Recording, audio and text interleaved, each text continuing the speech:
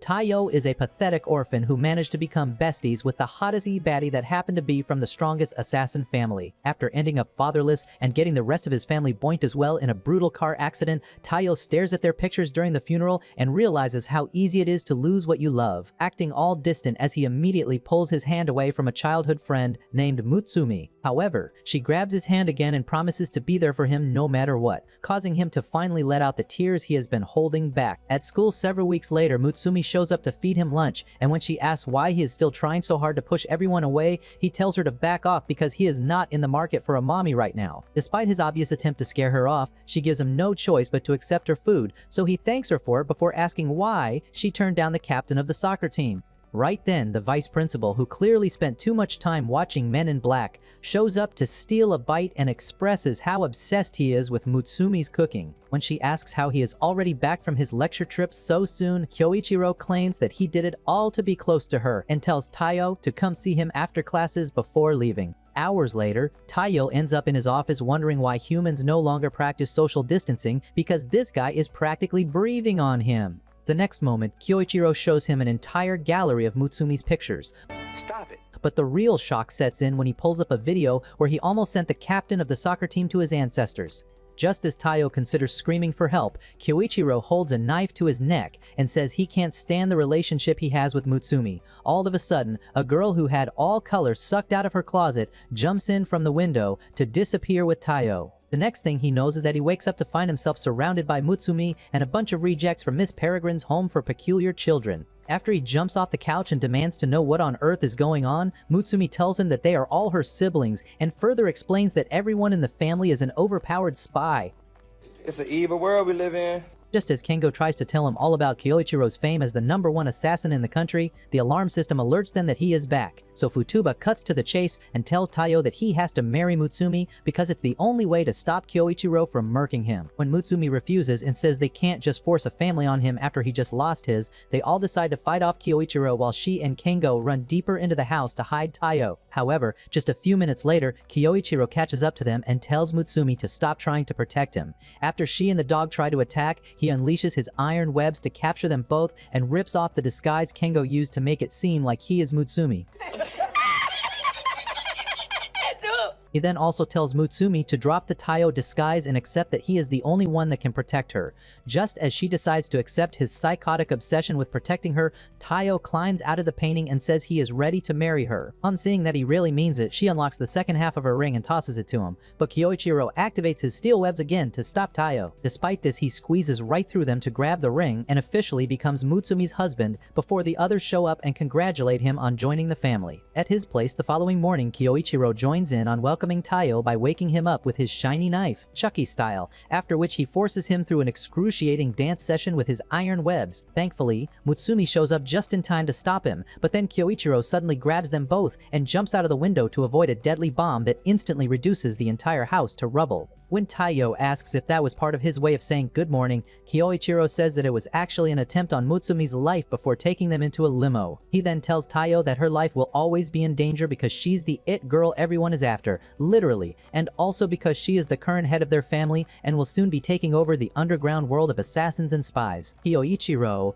further explains how their lineage has been filled with supernatural humans over the past centuries, with the exception of a very normal family member that appears in each generation and ends up being the one who passes down the gene that creates the next generation of overpowered assassins, with Mutsumi being the current carrier and family head by default. Kyoichiro tells him that it is the responsibility of every family member to keep her alive at all costs. Just then, a group of underworld assassins begin a broad daylight assault to take her out, and Taiyo almost pees himself as the limo gets bathed in bullets. But Mutsumi tells him not to worry because their dog, Goliath, is an excellent driver. While Taiyo questions every life decision he has ever made, Kyoichiro takes a break from his tea to handle business. After using his iron web skill to turn their enemies into human barbecue, he hops back inside and tells Taiyo that a serial bomber is targeting Mutsumi before giving him his first mission, which is to keep her alive for an entire day. He then explains how the bomber likes to announce his moves on Twitter and hands Taiyo a gun before promising to reunite him with his family if anything happens to Mutsumi. As Taiyo goes on to spend the rest of the day scouring the entire school for anything suspicious, he starts to notice how much attention Mutsumi pays to her surroundings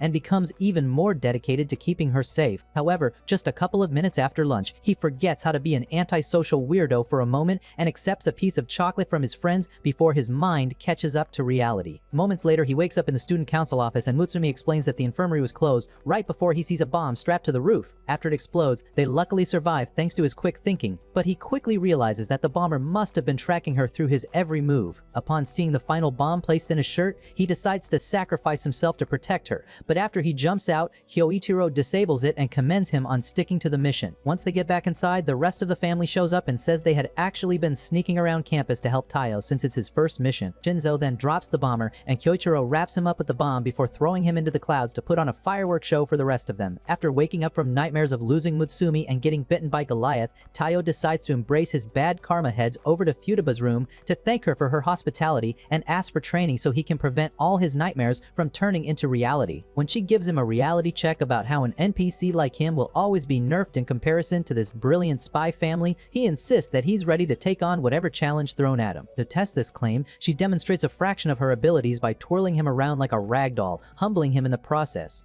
She then decides to let him experience their family's special training, but says he has to live with them for an entire month first. He easily accepts the condition since he is technically already homeless, but after he almost gets impaled by a trap in the floor, she apologizes for not telling him that the entire mansion is one big death machine that will book him a spot at the cemetery if he doesn't get strong as fast as possible. The following day, he tries to ignore the alarm clock for some extra shut-eye and almost features in a part of Final Destination when it explodes. At the breakfast table moments later, he asks Mutsumi how she has survived without powers, so they all explain how the mansion's computer system doesn't attack accepted members of the family. Just then, he starts complaining about a stomachache, and upon learning that they also add a bit of poison in every meal to build up tolerance, You're a victim! he bolts to the bathroom only to meet a security system from the future.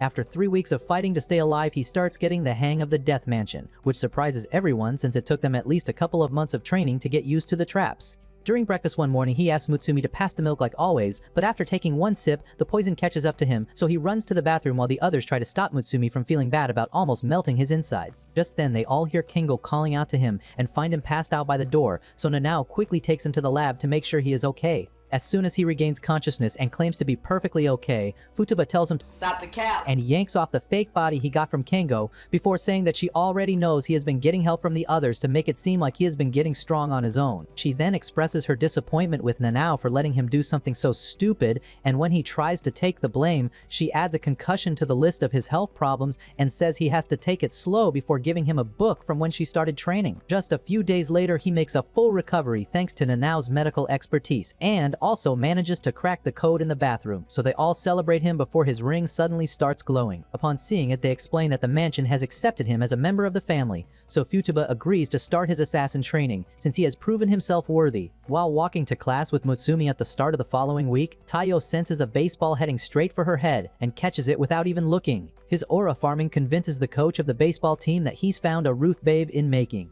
As they have lunch together on the school's rooftop later on, Taiyo asks her to speak her mind considering the bombastic side-eye she's been giving him. In response, she warns him to be more discreet with using his skills in public as he's starting to catch attention, like how all the girls think of him now when they hear the word Lego, Ningago. Back at home that afternoon, he joins her in the family office to take care of a ton of paperwork, and when he asks why she is the only one doing them, she reminds him that she is the head of the family before noticing that Kengo forgot to add a certain attachment for their weekly reports. Moments later, they get to his room and almost get knocked out by the smell of his massive laundry pile before he sticks his head out of the very top to ask what they want.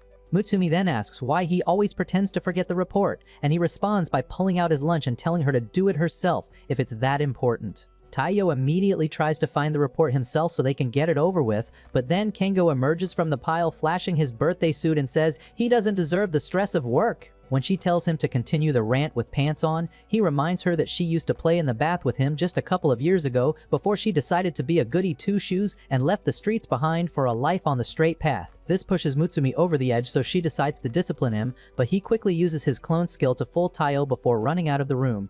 However, Mutsumi decides to put the entire mansion on lockdown mode to make sure he cannot escape. Meanwhile, Shinzo has just started a top-secret mission to infiltrate a fake money company, but after he secures the plate they used to forge the bills, the building's alarm systems go off. Back at the mansion, Mutsumi and Taiyo start to consider giving up because they have already looked everywhere, but then they see him hiding inside a painting. Surprise, motherfucker! Taiyo immediately tries to catch him and ends up being too fast for Mutsumi, but after she catches up and sees that he escaped into a secret vent, she gets fed up and deactivates lockdown mode. She then decides to find the rapport with Taiyo, but as soon as they get inside his room, she slaps a cuff on his wrist and tells him to drop the disguise. When he asks what she is talking about, she tells him to stop the act because he definitely captured the real Taiyo and put on the disguise to make her stop the lockdown. After she tells him that Taiyo would never walk into a room before her, Kengo drops the disguise and accepts that she isn't the slow-brained little sister he used to play with. Later that day, she serves Taiyo a delicious meal, and he thanks her for finally giving him some regular food before the ungodly amount of cyanide inside it catches up to him.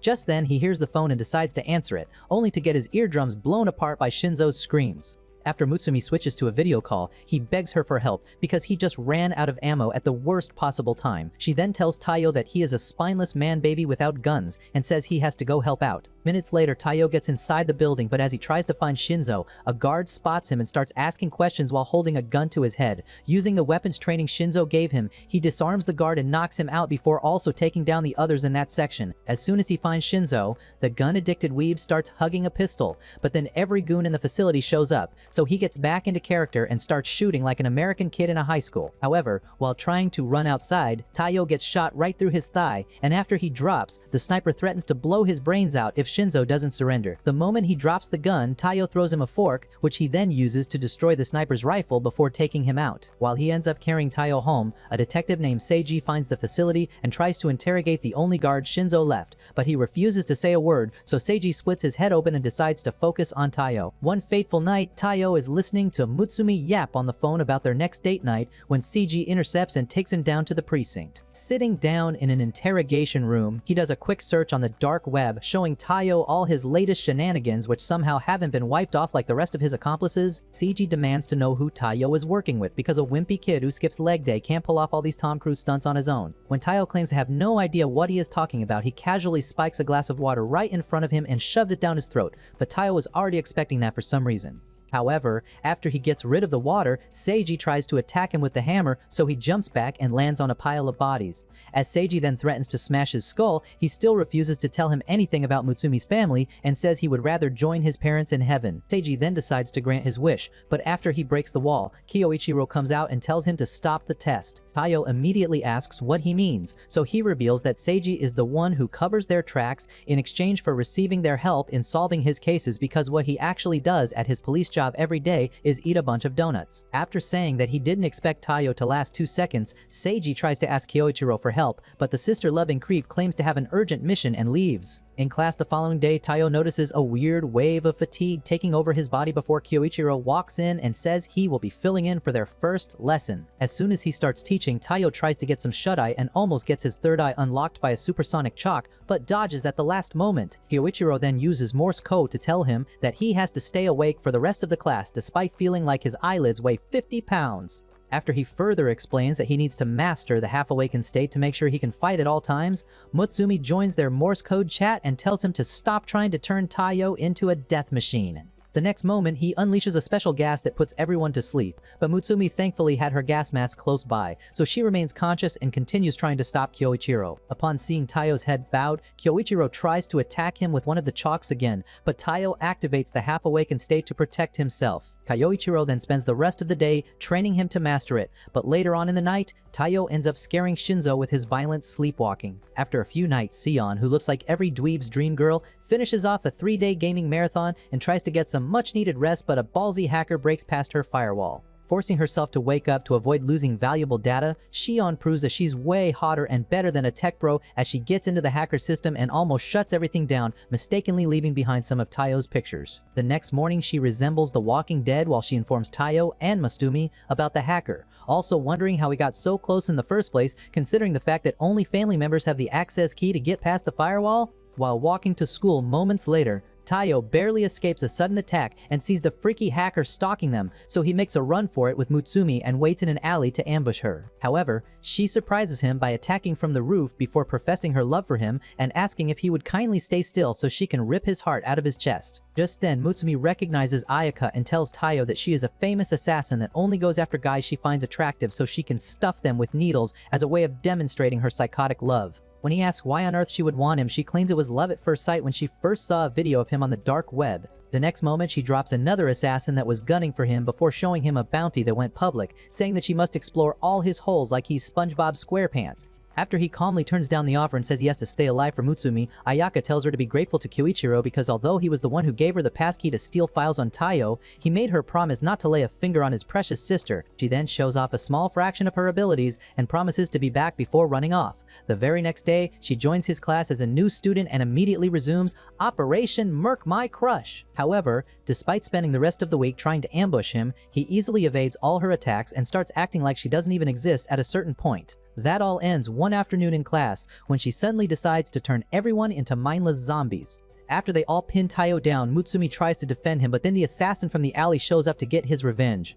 The next moment, Mutsumi shoves her away and almost takes a bullet to the head before Taiyo uses his stun gun to knock out the assassin. Ayaka then asks why she would save her, and Mutsumi claims it is because she is happy someone else can see how amazing Taiyo is. This causes Ayaka to instantly become obsessed and leads to Taiyo becoming the third wheel during their walk home. Days later, Nanao calls Taiyo at the most obvious place that's literally called the Evil Lab and interrupts his workout because he needs someone to pick him up from his current mission to neutralize a top-secret bioweapon capable of ending all life in a small city. In classic Nanao style, he neutralizes the bomb by simply eating it like he's popping pills in Ibiza. The only catch is that this pill turns him into the obese version of Sleeping Beauty as his body shuts down whenever he activates his poison-destroying abilities. A couple minutes after he loses consciousness, Taiyo finds the lab but gets suspicious when he sees that most of the guards have already been knocked out. The next moment, he sees two assassins named Sui and Oga and immediately prepares himself for a fight. However, Sui explains that they are elite government spies sent to destroy the lab, and Oga immediately starts glazing because Taiyo has apparently become a celebrity in the underworld. After he decides to help them take down everyone else in the lab, they finally find Nanao, but when Taiyo runs over to check on him, Oga attacks and tells him to stay back because they have to murk Nanao to make sure the poison never gets out. The moment Taiyo steps in front of his body to fight them off, Sui unleashes a supersonic skill that destroys his gun and leaves him paralyzed with countless cuts across his entire body. He then promises to make Nanao's final moments painless,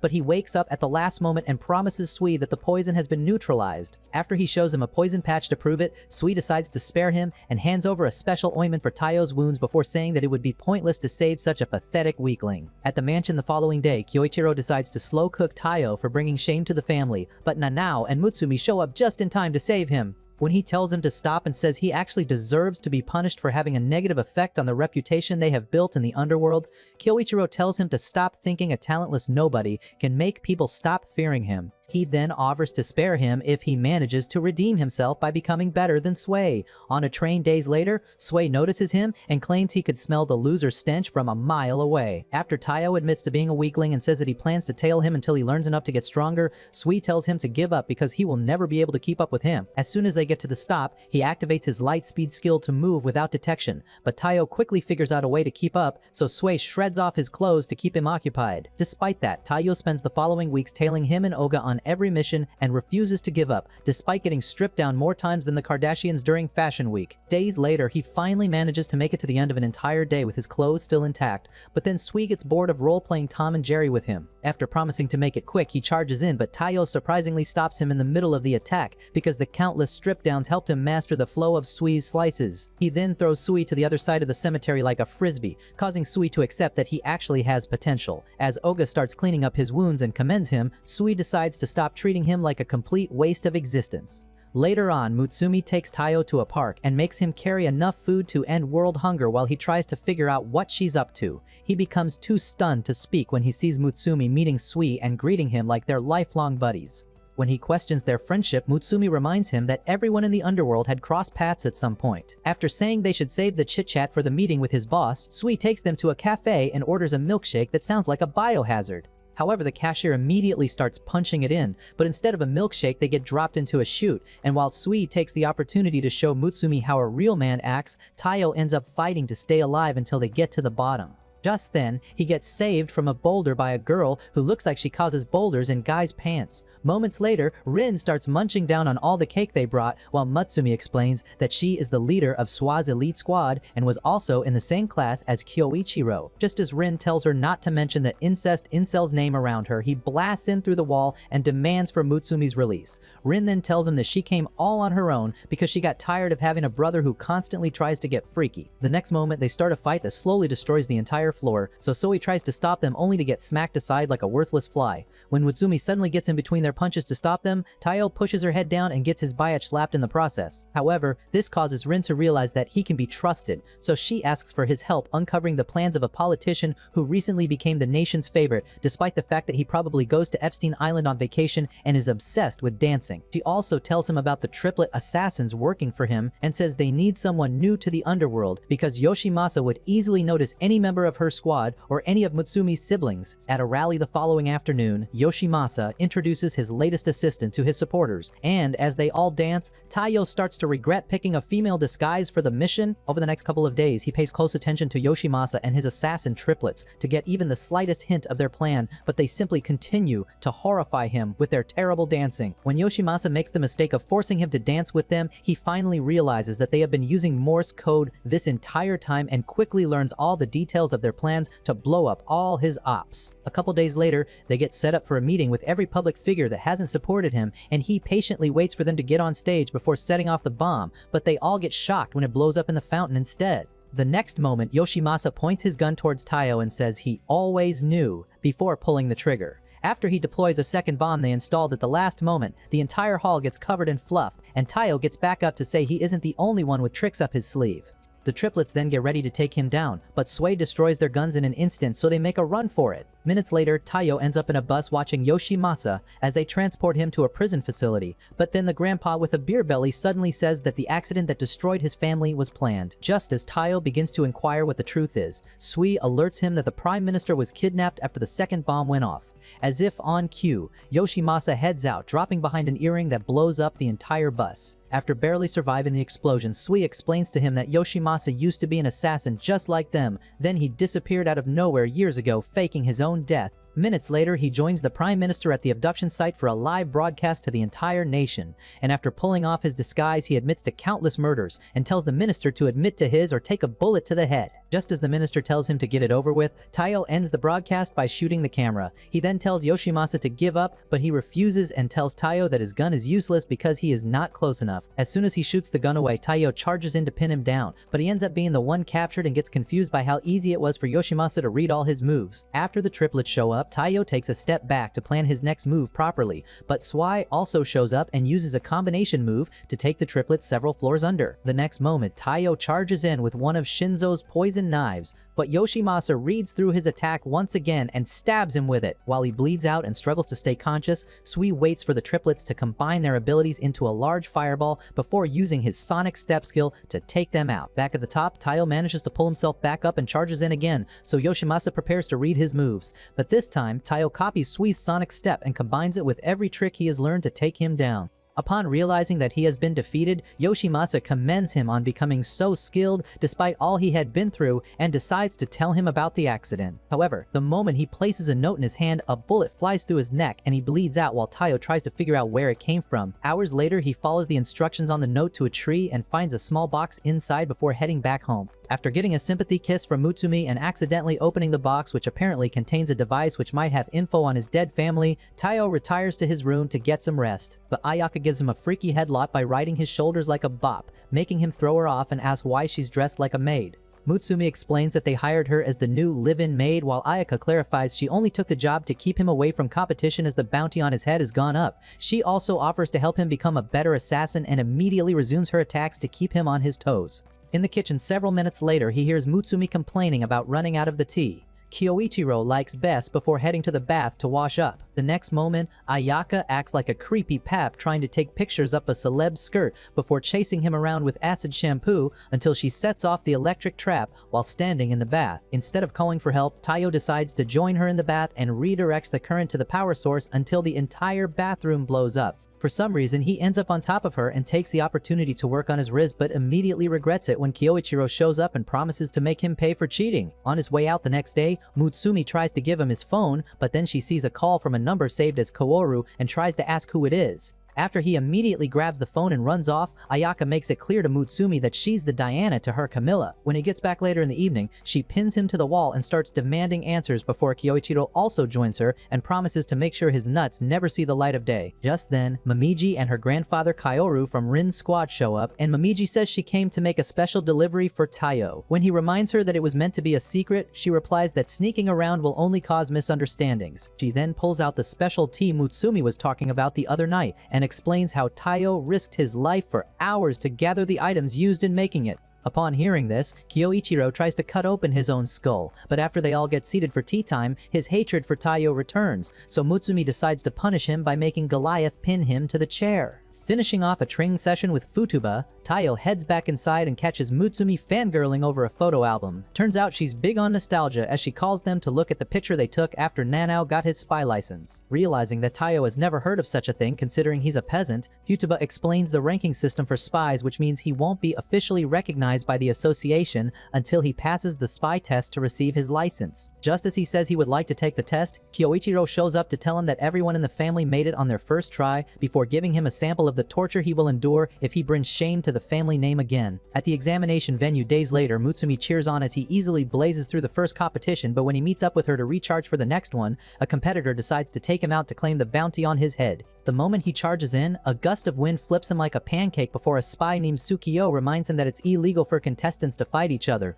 After he leaves, Taiyo tries to thank him, but he instantly wants to recreate Brokeback Mountain. Taiyo then tells Mutsumi to run, but she takes one look at Tsukio before telling Taiyo not to worry because everyone in the underworld knows that he is the non-pedo version of James Charles. She then threatens to chop off his worthless nuts since he doesn't want to use them the right way, but he responds by dragging Taiyo away for the rest of the exam. After enduring a grueling couple of hours, only a handful of the examinees make it to the last stage, and they all get excited when they hear an announcement saying that they only have to walk to the end of the hall to get their license. However, the entire floor suddenly starts falling apart, so they all take off running to reach the end. But after almost everyone else falls into the water underneath, the victim of a sleep-deprived barber slams his fist into Taiyo to knock him down. Right before the ground under his feet crumbles, Tsukio commends him on being determined and pushes him forward with his abilities, but Taiyo runs back to save him from falling. When he tells Tsukio not to throw away his shot at getting the license, the zesty airbender gets them both back into the hall before telling Taiyo that he has already passed. Turns out he is already a silver rank spy, and was only serving as the examiner to see which of them still had their dignity intact. Just then, the other examiner snatches the license from the Mohawk ambassador, and after collecting it from Tsukio, Taiyo asks Why are you gay? if he was also joking about the backshots, but Tsukio says he meant every word and tries to get freaky right there. Several days later, Seiji gets news of a top priority inmate escaping and immediately decides to call Kyoichiro. Meanwhile, Taiyo, who has just made it back home, gets shocked when he finds an old geezer hiding in his bag. After Ban jumps out claiming to be his grandfather, Taiyo welcomes him with a supercharged EMP blast before Mutsumi clarifies that this man is actually her grandfather. When she asks for the reason behind his sudden visit, he takes a moment to ask Ayaka out on a date before claiming that he wanted to make sure Taiyo had enough balls to protect his granddaughter. The next moment, he tries to take Taiyo out for a bonding session, but Kyoichiro captures him and asks why he escaped his cell. Ban then explains how boring his current mission to spy on incarcerated criminals is and says he just wanted to experience the outside world again. After telling everyone that Ban loves to leak classified intel to impress the hoes, Kyoichiro promises to return him to prison, but then Ban tells him that having gray hairs doesn't make him weaker than he was in his prime. The next moment, he escapes Kyoichiro's iron webs and deploys a smoke bomb to escape with Taiyo. At a bar hours later, Taiyo gets tired of watching his pathetic attempt at being a player and uses a special glue from Nanao to pin him to the seat. However, Ban turns into the adult version of Johnny Bravo as he flexes his Greek god bod and beer can ding dong. After several minutes of evading all of Taiyo's attacks, Ban then tells him to try again in a decade, but Taiyo suddenly gets curious and asks why he couldn't just wait until the end of his mission if he really just wanted to see them. Ban replies that it had to be today and proceeds to start telling him stories about Mutsumi's grandfather grandmother and how she saved him from becoming a worthless street thug with her perfect beauty. A couple minutes into their conversation, Keiko shows up and makes sure he can't escape with a special handcuff rigged to explode if he uses his abilities. As he immediately starts begging her for the usual anniversary makeout session, Mutsumi shows up and tells Taiyo she is her grandmother. Moments later, Ban continues begging Keiko for a date and says he broke out just to see her, but she asks why he chose to ball out a bunch of OnlyFans hoes instead of coming to see her first. She then helps the police re-arrest him but decides to join him in the car so they can spend a bit of time together before he gets placed in solitary. Despite this, he breaks out again just a few days later, but after only meeting Ayaka, she tells him that they all went shopping. Going into flashback, Taiyo reminisces about the trip he went on with his family before they all got dropped off the face of the earth, leaving behind only him like he's Kevin in Home Alone. He then goes to Shion's room with Mutsumi in hopes of getting something useful from the orb he saw in Yoshimasa's box. When Shion pulls up the guest list for their parents' wedding and shows Taiyo's parents' names in the list, Mutsumi breaks down into tears under the assumption that Taiyo's family was targeted because of their association with the Yozakuras. Taiyo manages to calm her down and explains that there has to be some other reason, and Shion also agrees before telling him about a place called the Library of the Dead where he could possibly find better information. Shortly after that, he finds the secret entrance to the library and gains access with his card, but upon entering the library, he watches as the attendant suddenly stabs through a dude's head and carries him off for talking. As Shion then warns him to avoid making a single sound, Mi-chan continues picking off guys that dare make the mistake of breathing too loudly. After almost an hour of searching, Taiyo finds a book with details of his family's accident but gets disappointed because it only shows him what he already knows. However, he then notices a slot for the blue orb, so he drops it in and sees that his family was actually assassinated by a group called Tanpopo. Back at the mansion later that day, Kyoichiro turns him into a lab rat for his latest torture technique before revealing that Tanpopo is the group behind the death of Mutsumi's mother. He then tells Taiyo that his discovery of what happened to his parents helped him narrow down the list of suspects involved in a series of murders done in the medical field around the time of the accident. With the prime suspect now being a doctor named Makoto, Kyoichiro suggests breaking into his clinic to figure out how he is connected to everything. The following afternoon, Mutsumi and Taiyo both disguise themselves as a sick old man and his wife before going into the clinic for a checkup. After minutes of waiting, they get called in to see Makoto, who then runs a couple tests, all while looking like the ideal doctor. A couple hours after sundown, Makoto finally leaves his office for the night, so Taiyo sneaks inside to hack into his computer with help from Shion's devices. In just a couple of minutes, he finds classified information on the special protein that has been passed down through Mutsumi's family to create overpowered spies like her siblings. Just as he finds a plan to take her heart and artificially create the protein for profit, Makoto attacks him and rips off the disguise before expressing his shock at seeing that he is still alive. When Taiyo asks if he is the one responsible for the accident, as well as what happened to Mutsumi's mom, Makoto tells him to ask them when he gets to the other side. However, after he stabs an iron plate in his shirt, Taiyo kicks him back and tries to zap him, but he captures the blast with his bare hands before using a flashbang to escape. Luckily, Taiyo had already extracted all the data, so he promises himself to figure out the whole truth and keep Mutsumi protected while at it. In an effort to find more clues, he uploads all the data on a computer at the mansion, but he keeps hitting dead ends with useless information until he finally comes across some receipts for a hotel reservation. Upon realizing that the hotel's name greatly resembles the dandelion tattoo every Tanpopo member has, he takes it as a lead and decides to go there the next day. After he manages to sneak in under the guise of a new employee, Kyoichiro calls to tell him about some intel he received, claiming that Makoto has already checked into a suite at the top of the hotel. After also telling him that he sent Shinzo to offer backup, he wishes him luck and hangs up the phone before facing Futaba, who then asks why he is suddenly being so helpful. After claiming that he is only doing this to help Taiyo get closure for what happened to his family, he tells her to try minding her business and leaves. By then, Taiyo has just found the elevator, so he tries to take it up to the suite, but after getting his skull punched into a wall, another employee tells him that the top is off limits to low-level peasants like him. Minutes later, Taiyo starts climbing up the hotel with a special pair of gloves Nanao gave him, but just as he gets close to the top, the glass begins to crack as a plot-heavy gold digger starts a heated argument with her sugar daddy for not letting her get the latest Louis V purse. After she throws the heaviest base she can find, Taiyo falls into the pool and almost dies of a heart attack before he hears a lady telling one of the attendants to take her pet lioness up to her suite. Shortly after that, a beefy Chad called Newman joins Makoto in his suite to tell him about a suspicious employee that has been trying to get to the top, but Makoto ignores it to ask if he can put on a shirt he just completed. After Newman refuses, he hands over the latest batch of a certain drug and promises that there won't be any side effects this time. Just then, they see the lioness from before telling them both to freeze, but after Makoto recognizes the voice and asks Taiyo why he is making him regret the decision to spare his life, Taiyo pulls off the disguise. The next moment, Newman pulls out a whole frame of glass and throws it at him before attempting to crush him with a powerful punch. Makoto then tells him to use Taiyo to test out the drug before flying off. After pulling it out of the pouch and explaining that it is an artificial version of the protein that gives Mutsumi's family their powers, he demonstrates a case of jock on steroids gone wrong and proceeds to break almost every bone in Taiyo's body. Meanwhile, Makoto makes a phone call to a mysterious fellow in a robe who just showed up outside the hotel. Just as Newman grabs Taiyo by the neck to finish him off, Shinzo blasts into the room and shoots Newman with a plasma beam before arming himself with every gun in his high-tech trash can. Even though he survives the blast, Newman taunts him because he has higher expectations from a Yozakura family member, which is why Shinzo empties all his clips into him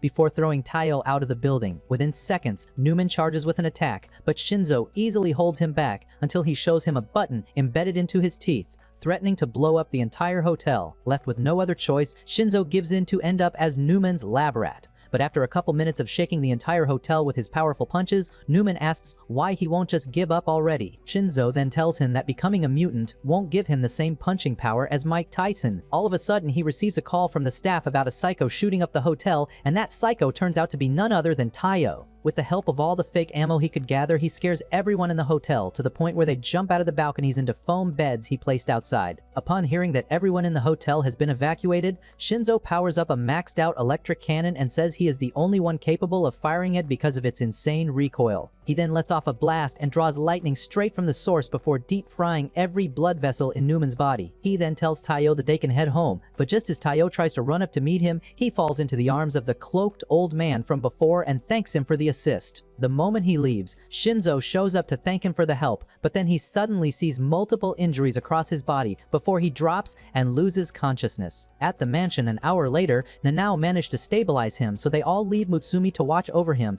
and Shinzo takes the opportunity to tell Kyoichiro that there is only one person capable of delaying the body's reaction to an attack like that. The next moment, an alarm starts going off, and this surprises Mutsumi since it's not the usual time, but then Shion explains that it can only mean there are up to 1,000 intruders trying to break in. Outside the mansion, an entire army of juiced-up assassins prepare to invade under the command of a man named Yama, who then establishes communication with Makoto to keep him updated. As they all charge straight for the entrance, they meet Goliath, who then reveals his most powerful form before treating them like his chew toys. After Futaba and the others join the fight, Yama sends a unit to break down the front door, but they meet Kyoichiro waiting on the steps and make the mistake of thinking they can all handle him. Using his iron webs, he holds the first group in place while Goliath tears through as many as he can sink his teeth into. The next moment, Yama decides to take matters into his own hands and apologizes in advance before he throws himself into the air and shatters Goliath's jaw with a powerful punch that sends them both crashing through the front door. Kyoichiro then promises to make his death slow and painful before suddenly realizing that someone is jamming their comms. The next moment, Momo activates lockdown mode, sealing Yama inside the mansion with Mutsumi and Taiyo still inside.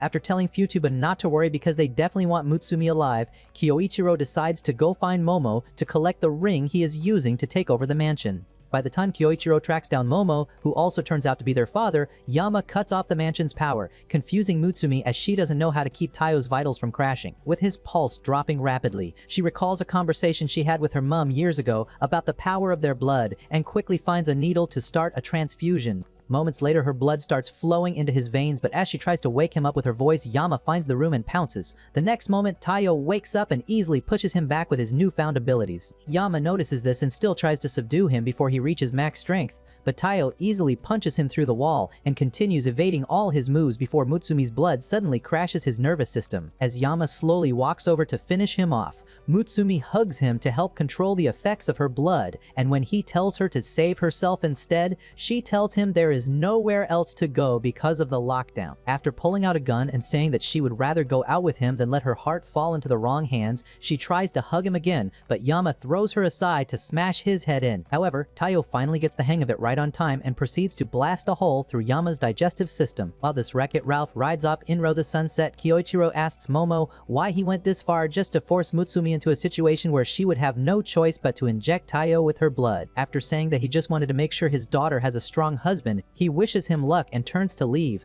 but Kyoichiro unleashes a powerful skill with his webs and nearly obliterates the entire forest. However, Momo casually grabs all the webs and reminds Kyoichiro that he was the one who taught him everything he knows. Despite this, Kyoichiro still manages to retrieve the ring, but by the time he gets back home, he finds Shinzo and Nanao trying to hold Taiyo, who has apparently gone nuts.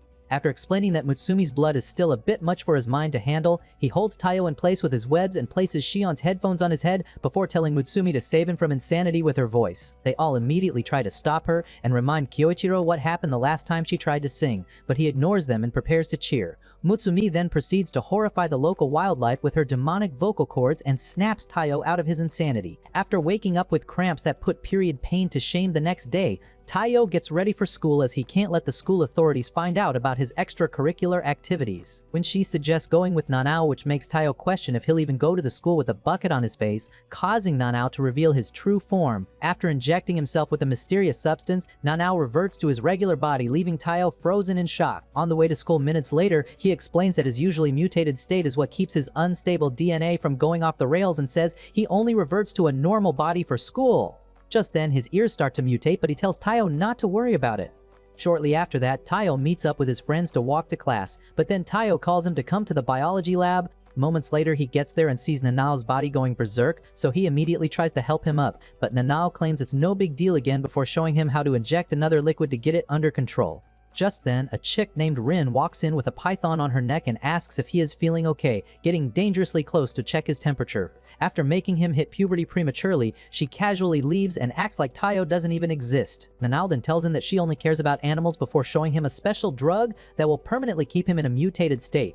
He further explains that there is no point in fighting his body, but just as he tries to inject himself, Taiyo stops him and turns his eyes into Niagara Falls before promising to help him maintain a normal life until he learns to control his mutation. While he spends the rest of the day shooting Nanao with controlled drugs, Rinny goes back to the lab to feed the animals, but her python swallows one of Nanao's pills and starts tweaking like a granny on crack. Moments later, Nanao tries to enjoy an acupuncture session from Taiyo, but after two of Rinne's besties show up, they hear screams and run down to the lab. Upon seeing Rinny's unconscious body and one of the python scales, Nanao realizes what happened and blames himself, but then Rinny wakes up and immediately runs out to save the python that almost used her as a quick snack. Taiyo then promises to keep all the other animals safe, so Nanao follows Rin to the server room to draw the python out. The moment it reveals itself and ignores the rats to eat her instead, Nanao accepts what has to be done and thanks her for all the time they spent together before transforming his hand and letting the python bite on it so his cells can cancel out the mutation. The next moment, he runs out and Taiyo helps him up to the roof despite looking like the before case in a corny Acne advert. After thanking him for the help, Nanao says that there is no point in being normal since Rin has already seen his true form and pushes Taiyo aside so he won't be able to stop him. Despite this, Taiyo slams his palm into the syringe and pulls him in for a hug to help him regain control. He then reminds him of the promise they made earlier on, so Nanao agrees to keep fighting for his normal life before they both realize that Rennie has been patiently waiting for their bromance to end. After picking up her salamander, she tells Nanao that she doesn't have a problem with his metamorphosis,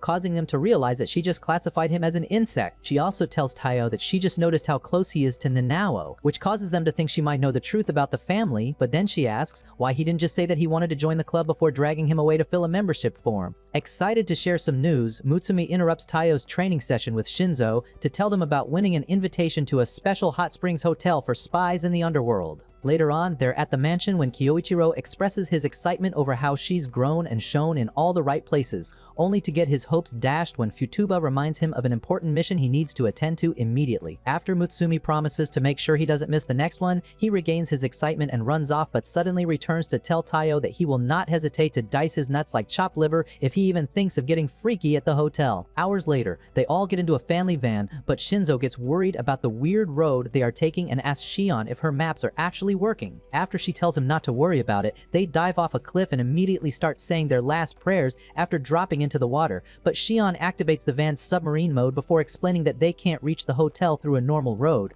After a deep swim into the ocean, they finally locate the hotel, but the moment they get to the reception, the leader of a gang recognizes them and immediately gets into position for a battle. Just as Taiyo charges in to attack him, a pocket-sized Karen jumps in and reminds the gang leader that fighting is prohibited in the hotel. For some reason, he immediately backs down and Emma proceeds to welcome Mutsumi and the others before giving Taiyo a proper greeting since they have never met before. Minutes later, they all get settled into their rooms, but after Futaba attacks Shion for trying to watch Korn, she walks over to Mutsumi Mutsumi and claims to know the real reason why she wanted to go on the trip before assuring her that Taiyo will understand when she tells him the truth. By sundown, they all meet up in the dining hall for dinner, but the gang leader from before shows up again to throw a tantrum and accidentally spills his beer all over Futaba. As the entire hall suddenly goes silent to watch her reaction, she completely loses it due to the high level of alcohol in her system and goes on a rampage, so Taiyo carries Mutsumi back to her room for safety. Upon seeing the bath in her room, he decides to go take a shower in his, but she stops him and asks if they can share the bath instead.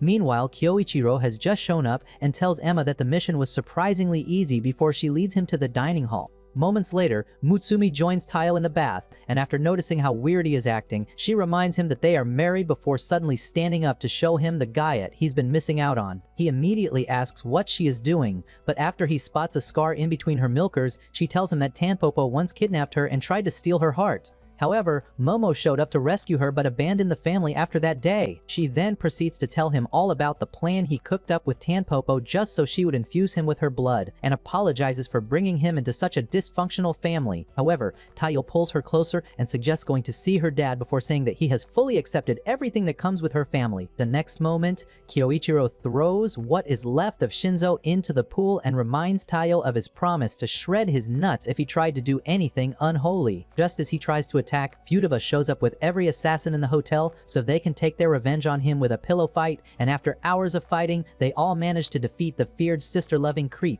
Several weeks later, Sui and Olga break into one of Makoto's labs in hopes of finally catching him, but they end up getting blindsided by a deadly bomb as Makoto watches them from afar, after which he has a chat with a white-haired lady. At the Yozakura mansion the following day, Mutsumi pours herself a cup of tea and wonders how Taiyo's plan to see her dad will work out before Goliath shows up to comfort her. Moments later, Ayaka shows up to give her a briefing on all the work her siblings have been putting into tracking down Makoto and says they have only been able to figure out the routes his organization uses to transport large batches of the gene-altering substitute he made.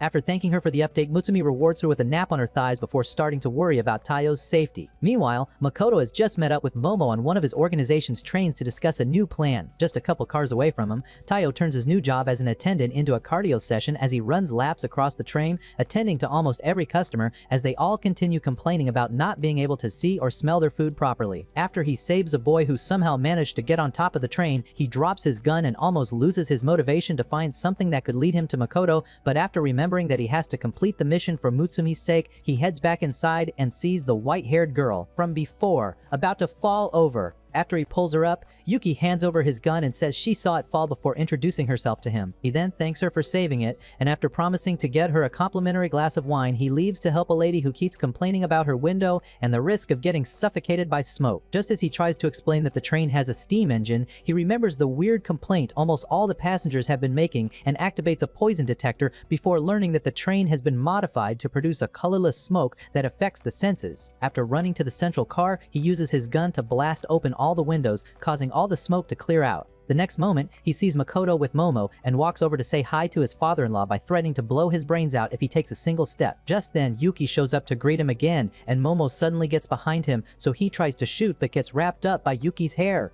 Makoto then tells him that she is the only person alive who has achieved 100% compatibility with his synthetic Yozakura blood. He further explains that all the intel they had been getting was intentionally released to draw him out, because Tanpopo needs to compare the data from a fight between someone enhanced by Yozakura blood and Yuki. After thanking him for being stupid enough to fall into their trap, he leaves with Momo, and Yuki immediately tries to squeeze the life out of him, but he manages to break out with his new powers before charging to take her down. Despite all his evasive moves, she still swats him away like a worthless housefly and casually decides to give him a crash course on her history with Hazakura. After pulling a picture from 10 years ago when she was about to croak due to having cancer, she explains how the drug helped her live on, with the only exception being that she only had 10 years because the drug slowly eats away at regular human cells. She then shows him the painful death waiting for people like her who managed to reach full compatibility, and when he asks why she would subject herself to such a life, she reminds him that she was practically already dead before the drug and claims to be happy that she at least gets to serve the organization one last time by giving them the information they need to take down Mutsumi and her entire family. Hearing this causes Taiyo to fully lock in, so he unlocks the upgraded form of his gun to grant her wish of having one last fight.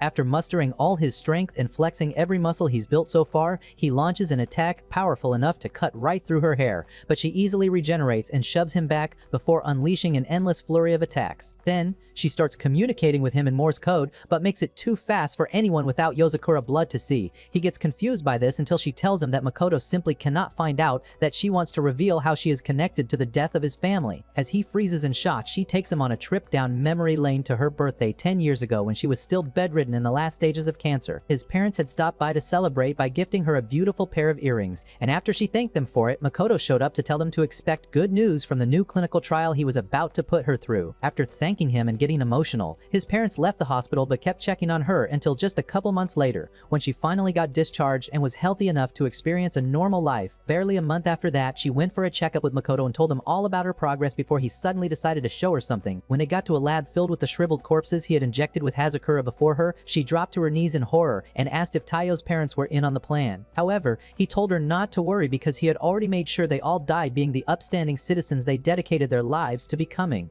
After claiming that Makoto manipulated her with a claim that his research was important to save the lives of millions like her, she shows Taiyo the earrings his parents gave her and says there are GPS devices inside both of them which he can use to track down Makoto's hideout when the time comes. To make sure he doesn't suspect a thing, she resumes the fight and blasts Taiyo through the roof, but he suddenly goes berserk and attacks. With Mutsumi's blood doubling his strength by the second, Makoto gets excited by this. But after Momo tells him that a blind rampage will only end in Taiyo getting himself hurt, Yuki captures him and says he will never be able to protect his new family if he doesn't learn to control his rage. This causes him to remember all his trauma from the accident and how far he has come since then, so he powers up once more to free himself before cutting into his thigh to spill some of the blood, causing him to lose it. With his mental state leveled, he channels everything left in the tank into a final attack, and Yuki decides to match his energy by also going all out. But this time, he easily slices right through her body. She immediately accepts her fate and apologizes for everything after falling into his arms, but after saying that what happened is none of her fault, he tells her that his parents told him a lot about her before she succumbs to her injuries.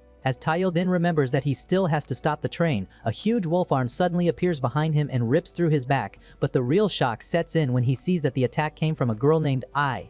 Just then, another mutated freak named Mizuki reminds her to always go for the head and rubs her head for managing to land a powerful blow on him. The moment he grabs Taiyo's neck to burn through his throat with poison-filled cells, Futaba shows up with Rin to help him. On seeing them, Ai immediately jumps onto the track and ignores Mizuki's warnings to come back. She then tries to land an even stronger punch on Rin but ends up getting swatted like a fly due to her OP aura. After catching her, Mizuki decides to take care of the girls by releasing the fatal poison gas sealed in his DNA, but with help from Rin, Futaba easily dissolves it before blowing the train apart and saving Taiyo.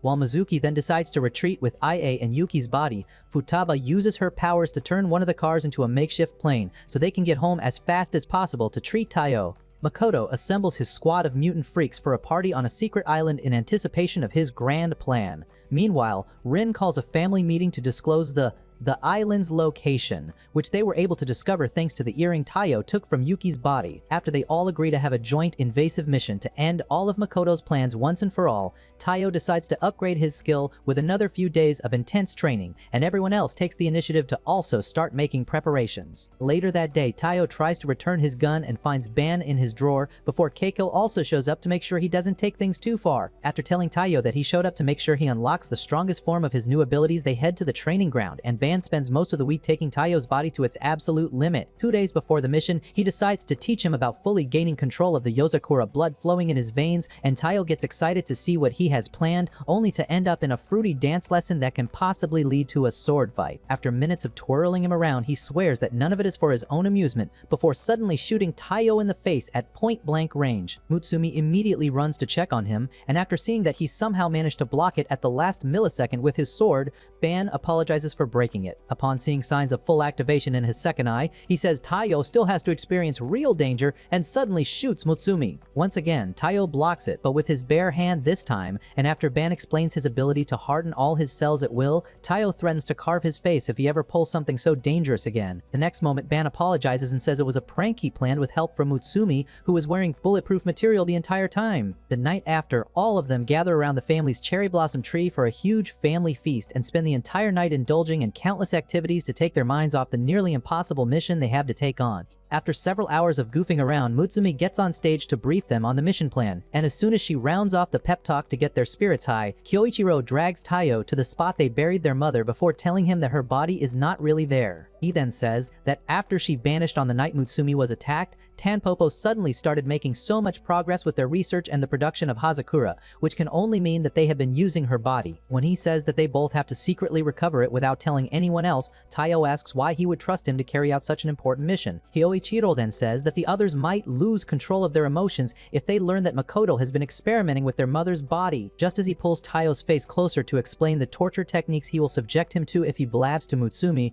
Futaba attacks him and asks if he now wants to get freaky with Taiyo before dragging him away. By the time the sun rises the following day, they all make it to the airspace above the island, and Makoto, who has just woken up, hears about it from Cha-Cha, a nerd who will never get laid because his life purpose is being the computer system running the entire hideout. After Keiko wishes them luck on the mission, they all get on Goliath's back and charge straight towards the entrance while Shion tries to hack into the system and receives a not-so-friendly welcome from Cha-Cha. By then, Makoto has just heard that a chick named Akai has already gone up to welcome their guests, so he gets excited to finally watch her use her abilities to the max. By the time Goliath and the others spot her at the entrance, she summons a fiery hand of death to roast them in midair, but Futaba turns the attack on her and blasts through the entrance in the process. After Taiyo and the others get in, she notices a fleet of reinforcements pulling up before Akai tries to blow her up again. Once they both come face to face with each other, Futaba tells Goliath to go handle the others so she can focus on cooling off the Fire Princess. As she easily deflects another one of Akai's blasts,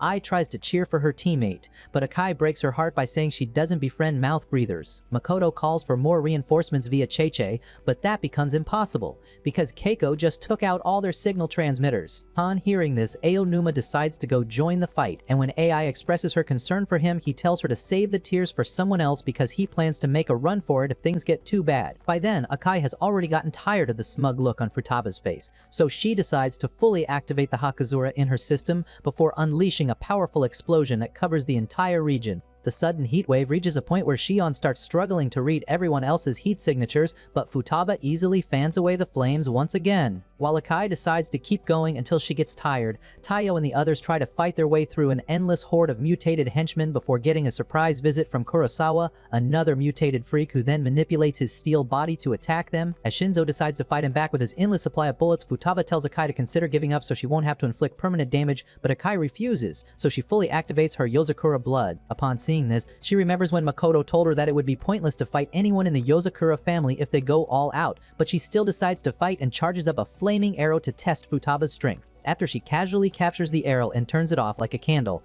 Makoto tells Akai to retreat because another blast would cause her body to burn up, but she ignores him and claims to have nothing else to live for before unleashing the most powerful blast of flames she can muster. Despite this, Futaba still easily blocks it all while getting even closer, and when she eventually gets close enough to stop her, Akai releases more flames. Instead of granting her wish to end it all, Futaba blows out the flames burning through her body and tells her to rest on her shoulders for a bit before calling Shion, who finally hacks into most of the structures in the base. After locating the floor with test subjects, she tells Nanao and Kengo to go save them, but after noticing the direction they are taking, Makoto sends Aonuma to stop them. By the time he gets close enough to unleash his sub-zero level powers, Kengo deploys a couple dozen clones to keep him occupied, so Makoto decides to make Kurosawa murk all the test subjects instead so none of his intel will get leaked. Ai immediately tries to talk him out of it because some of the test subjects are her friends, but Mizuki quickly reminds her who is boss, so she apologizes for overstepping. The next moment, Kurosawa receives the order and tears through the henchmen, working for them to reach the test subjects, but Shinzo suddenly pulls out a new weapon that manages to break through his iron cells. This surprises Kurosawa because no one has even been able to successfully attack him, so he decides to finish Shinzo off first. However, they both suddenly get separated by the walls, and as he immediately starts drilling, Shion tells Shinzo to back down because Kurosawa might be a lot for him to handle. After he refuses and says he is ready to fully activate his blood if it comes down to it, she tries to change his mind, but Ayaka starts cheering him on and tells Shion to believe in him because she watched the amount of work he put into preparing for the mission. Once Kurosawa makes it through, they resume the fight, and Shinzo easily maintains the upper hand until Kurosawa breaks down his cells to cover the entire floor and stabs through his shield to inflict fatal injuries. As his body starts reaching critical levels, Shinzo remembers how scared he was after he first activated his blood and the speech his mom gave him about the importance of true strength. The next moment, he breaks through Kurosawa's attack and apologizes in advance if he goes a little overboard before fully activating his powers. Snapping off Kurosawa's arms within a single attack, he remembers that he'll never be as cool as Deadpool, let alone regenerate like him, so Shinzo explains that it's a common side effect of playing out of your loser league. For some reason, this only increases Kurosawa's hunger for victory, and after a couple of seconds of trading blows, he notices that Shinzo's blood can help him regenerate. The moment he takes a direct shot at his bleeding arm, Shinzo thanks him for releasing the blood and calmly proceeds to chop his head off before calling the others to tell them that they don't have to worry about low-budget Iron Man. Right then, another group of henchmen spot him, but as they try to attack, their heads explode. After Makoto tells Cha-Cha that they should have installed the bombs in every test subject, Cha-Cha asks if it is really necessary to blow them all up after years of research, and Makoto responds by saying they are all meaningless to him as long as he has Mutsumi's mum and the means to make his mission successful. Back in the chopper, Shion finally realizes what Makoto has planned and tells them all that he has stored several tons of Hazakura at the lowest point of the base with a plan to blow the whole thing up once it reaches maximum capacity. She further explains how he plans to have it poison the oceans and take its time spreading to coastal regions from where a new wave of humanity will emerge after years of natural selection. After saying that they have 30 minutes to stop the explosion, she tries to hack into the system again, but Cha-Cha takes over her headset instead and says he knows that she relies on her enemy's power source to gain full control over their systems. Just then, Aonuma shuts down the last power source, and Cha-Cha prepares to blow up Shion's mind with his, but at the last second, Kango flips one of the power sources and tells Shion not to worry before deploying his clones to escape Aonuma. With Shion's help, he manages to turn on all the power sources, but just before he gets to the last one, Aonuma activates his Hazakura and gets to him just in time for the final showdown. Just then, Shion creates a momentary blackout, and Kango immediately uses it to reveal his Aonuma clone before confusing both him and Cha-Cha, so they stop trusting each other. After Kango decides to fully activate his powers, Shion reaches max capacity with the headset and activates hers as well. The next moment, Kango finds the original Aonuma and starts telling him every detail of his miserable childhood, causing him to completely lose it. As Aonuma tries to strangle him, he takes him back to what life used to look like on the streets with his grandmother before she sacrificed herself one dreadful winter night to keep him warm. Remembering that day causes Aonuma to gradually lose control of his emotions, but Kango uses that as an opportunity to appeal to his humanity until he finally decides to abandon the dark side and apologizes to Cha-Cha. Right then, Cha-Cha realizes that he's being watched by a higher intelligence, so Shion tells him to not be so surprised and says he should have tried getting a life while he had the chance. After she blows him up along with the control room, Kyoichiro and Taiyo arrive at the final floor and break down the door to meet Makoto, who had been waiting for their showdown. When Makoto announces that nothing can be done to save anyone's life, Taiyo loses his temper, but Kyoichiro warns him that it's a trap to instigate him into fighting because his body is rigged to set off the explosion if any serious damage is inflicted on it. Upon hearing that, Makoto commends him on figuring it out, but says they would have never been able to do anything regardless because Nanao just got captured. Seconds ago, he had just helped the test subjects escape when Ai attacked him, and Mizuki followed closely behind to knock them all out with his poison gas. After neutralizing the poison with his DNA, Nanao tries to talk some sense into him and promises that his research can free them from needing Hazakura to live on so they can easily rejoin society, but Mizuki turns down the offer and says he wants nothing to do with the society that left him. Rotting in a hospital bed, after A attacks him again, Mizuki starts injecting heavy doses of poison into his body. While he suffers, Taiyo fumes and tries to think of a way to fight until Sui and Oga show up to stop Mizuki and A. After Kyoichiro also hears from Rin, who just showed up to fight alongside Futaba, Taiyo becomes optimistic again and decides to focus all his attention on Makoto. Back in the research lab, Ai suddenly loses it and unleashes a flurry of attacks on Sui and Oga, while telling them not to take her only home away. As Mizuki then decides to continue poisoning Nanao, he decides to fully activate his powers and covers the entire room with crystallized orbs that immediately cancel out all the poison he has already released.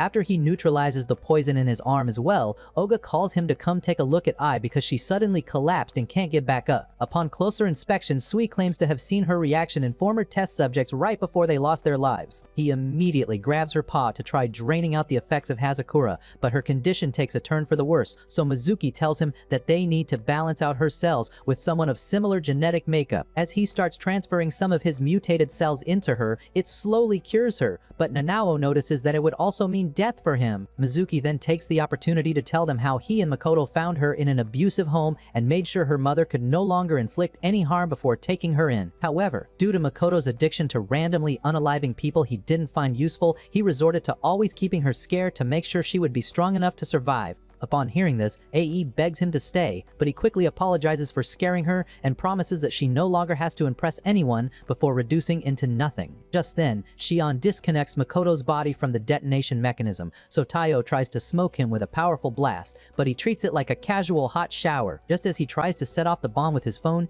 Kyoichiro chops his body into bits but tells Taiyo to stay alert, because Makoto is apparently powerful enough to reassemble himself. After he says Shion found some intel that suggests he's been alive for over a century, Makoto admits to it and says he started researching their family after World War II. After saying that there is nothing they can do to stop him, he drops a finger and unleashes a monstrosity made up of replicas of everyone he has ever modified and heads into the last chamber to set off the bomb on his own. However, Kyoichiro uses his webs to launch Taiyo through the beast so he can focus on defeating Makoto. After Shion instructs him to hold off Makoto until she gains control of the detonation system, Taiyo forces him to the ground and promises to make sure he fails, but Makoto suddenly stabs right through his insides and pumps lethal doses of poison into his system. The next moment, he uses the Yozakura power he stole from Mutsumi's mum to scramble Taiyo's mind with images from his past.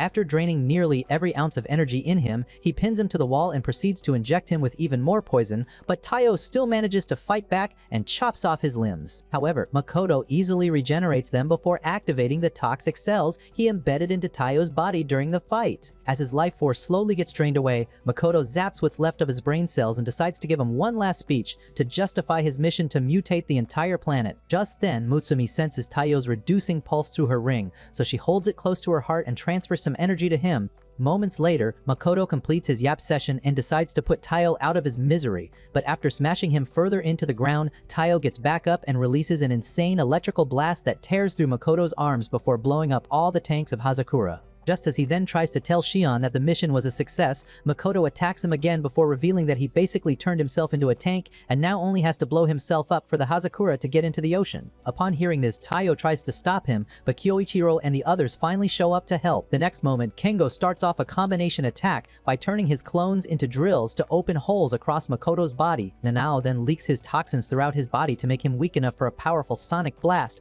from both Futaba and Kyoichiro. Despite this, Makoto remains without so much as a scratch, which leaves them all in a state of confusion until Taiyo realizes what he just did and gives Kyoichiro a signal only he can understand. Following Kyoichiro's orders to position for a new attack with Taiyo as the lead, Makoto calls him stupid for putting the weakest among them in front. However, after Futaba launches Taiyo into the air, Kengo creates a bunch of clones to confuse him before Futaba starts raining down countless rock bullets. As Makoto reminds them that regular material can't penetrate him, Kyoichiro tells them to intensify the attacks to keep him distracted from the fact that one of the bullets is actually Kyoichiro, who just got shot down to the secret floor under him, where Mutsumi's mother's body is being kept. Just as he sees the capsule used to store her, he notices a web of threads connected to it, and after touching a single one, Makoto psychically connects to it to tell him that cutting off a single one will lead to an explosion that will be strong enough to destroy him. However, Taiyo still decides to sacrifice himself by ripping the shreds apart and blowing up the entire floor, leaving Makoto without enough Yozakura blood to maintain his current form. To make sure his plan succeeds, he quickly tries to blow himself up, but Futaba absorbs the blast, and while the others take turns attacking him, Taiyo uses the hardening effect Ban taught him to stay alive. After joining the fight to deliver the final blow on Makoto, he takes Kyoichiro down to the cold room so he can carry their mom's body. In just a couple of hours,